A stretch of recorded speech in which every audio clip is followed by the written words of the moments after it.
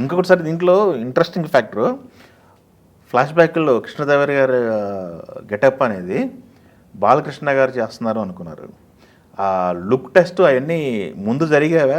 గెటప్లన్నీ చాలా చాలా జరిగినాయి అసలు. ఆర్నమెంట్స్ అవన్నీ మళ్ళా ఆ డిజైన్లు స్కెచెస్ పైకేటి రంగా గారితో కూర్చుని ఆ స్కెచెస్ వేసి అటు పక్కన కొన్ని రిఫరెన్స్లు తీసుకుని మనకు ఓల్డ్ ఫిల్మ్స్లో అద్భుతమైన సినిమాలు చేసిన వాళ్ళు ఉన్నారు మహానుభావులు. కమలాకర్ కామేశ్వరరావు గారు కానీ వీళ్ళందరూ చాలా పెద్ద పెద్ద సినిమాలు చేశారు. అట్లాంటి వాళ్ళన్నీ తీసుకుని కిరీటాలు అవన్నీ తీసుకుని ఏం చేయాలనేది దాని మీద చాలా వర్క్ జరిగిందండి. 6 నెలలు 5 నెలలు వర్క్. లుక్ చూసిన తర్వాత రామారావు గారు రెస్పాన్స్ ఏంటి? పర్టికులర్గా బాలకృష్ణ గారు ఇంకా ఆయన ఆ స్కెచెస్ అన్నీ చూసుకుంటూ ఎప్పటికప్పుడు టెస్టులు వేసుకుని ఇది ఓకేనా అని డైరెక్టర్ గారితో ఓకే చేయించుకుని ఆ డైరెక్టర్ని పిలిపించి కాస్ట్యూమ్ వాళ్ళందరినీ పిలిపించి మద్రాసు నుంచే తెప్పించాం. ఎందుకంటే ఆర్నమెంట్స్ మీద ఆ గ్రిప్ అంతా వాళ్ళకే ఎక్కువ ఉండేది అప్పట్లో. సో అలా చేసిన ఇదయ్యారు. సినిమా అంతా చేసిన తర్వాత రామారావు గారు తర్వాత చూసారా? తర్వాతే కదా సినిమా అయిన తర్వాత లుక్ చూపించడం ఏం లేదు. సినిమా అంతా అయిన తర్వాత సినిమా అయిన తర్వాతే ఆయన చూడటం అబ్బో చాలా అద్భుతంగా ఫీల్ అయ్యారు ఆయన. ఎందుకంటే ఆయన డ్రీమ్ బాలయ్య బాబుని ఆ దగ్గరుండి నడిపించి ఆర్టిస్ట్ అవ్వాలి అంత చేసిన ఆయన చాలా చాలా హ్యాపీ ఫీల్ అయ్యారు. అందరినీ మమ్మల్ని అందరినీ అప్రిషియేట్ చేశారు ఆయన. ఓకే, అలా మంచి చిత్రం తీశారు అని చెప్పని నన్ను కూడా పాదాబంధనం చేశాను నేను. ఓకే, అవన్నీ మర్చిపోలేని రోజులు. సో దీనికి ముఖ్యంగా పోపుభూతులైన ముందు ఎస్పి బాలు గారు దీనికి బీజం అదే. అంటే చివరి వరకు అందుకనే అంకుల్ది ఎస్పి బాలు ప్రెజెన్స్ వేసాను నేను. అంకుల్ మీ పేరు వేసుకుంటాను అంకుల్ అంటే ఇందుకే నా పేరు అన్న కాదు అంకుల్ ఇంకా దీన్ని అట్లాగే జంధ్యాల గారితో మాట్లాడింది. ఇళయరాజా రాజా గారు రావడం దీంట్లోకి అంటే 3 కెమెరామెన్లు అండి. యాక్చువల్గా 3 కెమెరామెన్లు రావడానికి కారణం ఏంటంటే పీసీతోనే అనుకున్నాం మేము. పీసీ ఫస్ట్ మనకు అన్ని రాసలీల వేళ అతనే చేశాడు సాంగ్, ఈ సెంచరీలు కొట్టే కూడా అతనే. ఇవి జరిగినప్పుడు మనకేమైందంటే ఈ అతనికి షెడ్యూల్ అయిన తర్వాత ఇంకా రాయల వారి దాంట్లోకి వెళదాం అనగానే మనకు ఒక గ్యాప్ ఉంది. 1 మంత్ 2.5 సెట్లు వేయటం మొదలెట్టాలి. ఈ గెటప్లు వేయడానికి టైం ఉన్న టైంలో ఏమైందంటే పీసీకి కొంచెం తనకి ఈ గాల్ బ్లాడర్లో స్టోన్ లాంటిది ఏదో చిన్న ఇల్ హెల్త్ లాగా అతను హెల్త్కి ఇష్యూ వచ్చింది. తను ఏమన్నాడంటే నేను మళ్ళీ జాయిన్ అవుతాను, ఈ లోపల ఒక పని చేయండి, పీరియడ్ ఫిలిం నాకంటే పీరియడ్కి వెళ్తున్నాం కాబట్టి మనకి విఎస్ఆర్ స్వామి గారు బాగుంటారు అని చెప్పి నాకు 2 మంత్స్ వర్క్ చేయకూడదని అన్నారు. అనగానే సరే అని చెప్పి ఆయనే మాట్లాడారు స్వామి గారు. అప్పుడు మనకి lorry driver already Balayya Babu shooting start అయింది, దానికి కూడా ఆయనే. సో వెంటనే ఆయన దాన్నే ఉంది అది ఇది చేస్తాండి. ఎక్కువ కృష్ణ గారి సినిమాలు ఇంకా ఎక్కువ చేశారు ఆయన స్వామి గారు, సీనియర్ మోస్ట్ మ్యాన్ మహానుభావుడు. అలా అనుకున్నప్పుడు మేము వెంటనే సరే అని చెప్పి ఆయన దగ్గర కాంటాక్ట్ చేయటం, ఆయన నేను చేసేస్తా అంటాం. మనకు ఒక 6 నెలల నుంచి 7 నెలల ఎక్స్టెన్షన్ పడింది. ఎందుకని? బికాజ్ హ్యూజ్ సెట్స్ ఒక పక్కన కృష్ణదేవరాయ రాజదర్బార్లు వీళ్ళందరూ ఇట్లాంటి ఇప్పుడు తెనాలి రామకృష్ణ దాంట్లో ఇవన్నీ వచ్చేసాయి కదా. వచ్చేటప్పటికి ఇంకా మనకి ఆ తర్వాత మళ్ళా బ్యాక్ ఫ్యూచర్కి వచ్చి జాయిన్ అవుతా అనుకున్న శ్రీరాము తను మన మణిరత్నం గారి సినిమాలో లాక్ అయ్యాడు.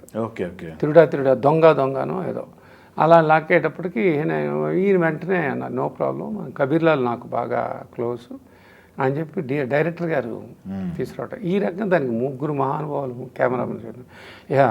ఇళయరాజా గారు 4 పాటలు, దాంట్లో 5 పాటలు ఇచ్చారు, అద్భుతమైన పాటలు. 4 పాటలు అయితే అసలు మామూలు ఇదిగానే ఉండవు, అన్ని వేరియేషన్స్ ఉన్నాయి. దానికి అంతే.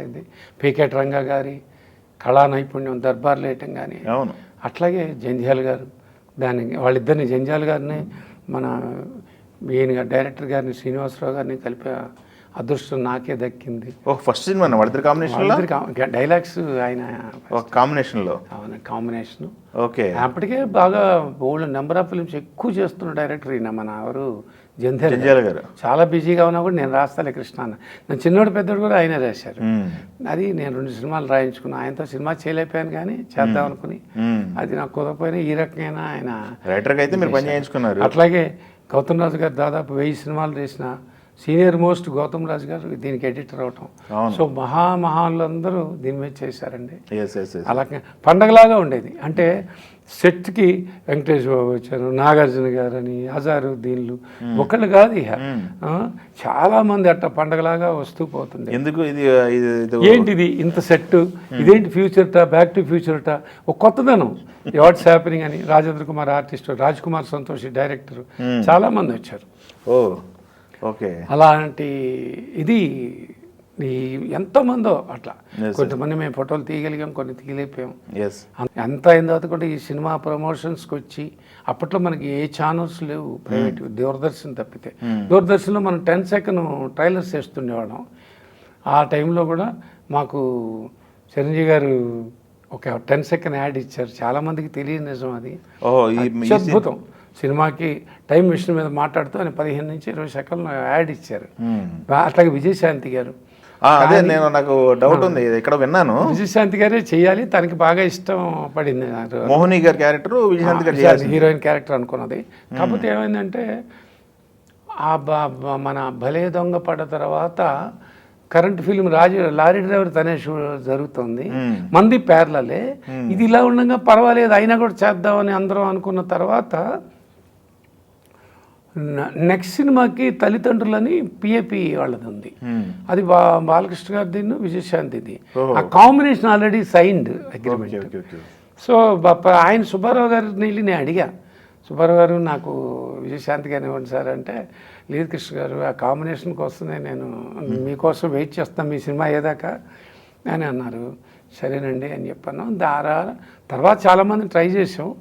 ఒక 2-3 దగ్గర దాకా వచ్చి వెళ్ళిపోయినాయి. దివ్య భారతి కానీ, ఊర్మిళ మండోరు, చాలామంది దగ్గర దాకా వచ్చి వాళ్ళ అగ్రిమెంట్లలో వాళ్ళు బయటికి రాలేకపోయారు.